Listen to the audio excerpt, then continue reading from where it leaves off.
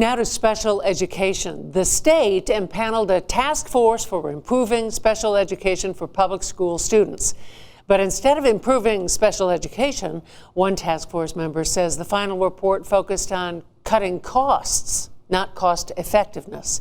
She's Jean Pasternak, a task force participant who also has a child with special needs. Thank you for being with us. You say you weren't even sent a copy of the final report? No, we never received a copy. It was rather surprising. The report came out on the day after Thanksgiving, and it seemed as though it was almost intended to get no attention and no focus.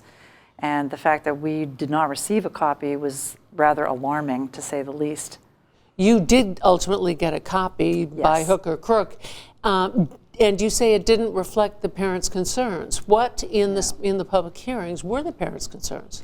The primary focus that I heard from parents, and I've heard for the last decade, working closely with parents in my community and outside my community across the state, is that there are plenty of laws that are protecting our families and our children, but they're not enforced. And that is really the theme of what I heard from parents throughout the hearings. So the statutes that govern the state of New Jersey special education provision, and also the federal law, which is called IDEA, both those levels of law are not being adhered to by local school districts. And the way in which that would happen is if there was more accountability and attention from the Department of Education's Office of Special Education Programs. You mean they're not being taught? They're being taught, but not using necessarily the correct programs. There's not enough feedback loop within the programming so that student achievement is measured, and then the programming and the instruction is readjusted to reflect what works, what doesn't work.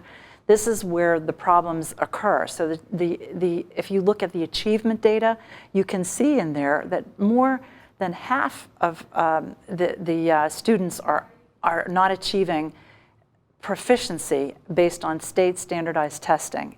That was in 2014.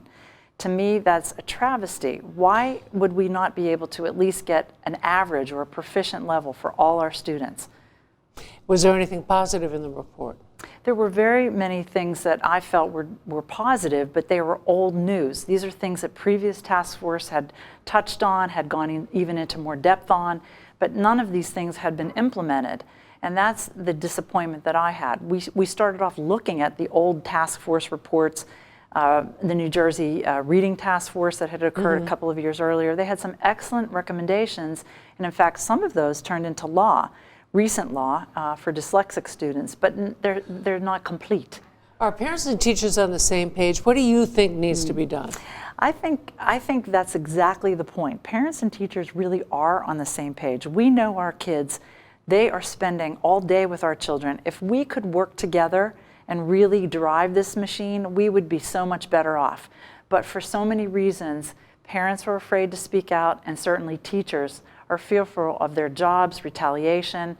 We all feel that we just don't have a voice, that much of this is controlled by administrators, union representatives, etc. If we could just get right down to the people, as they say, we would just be so much better off. We could solve problems. Very quickly, you reached out to the governor of the State Education Commission. Yes. Have you heard back? No, have not.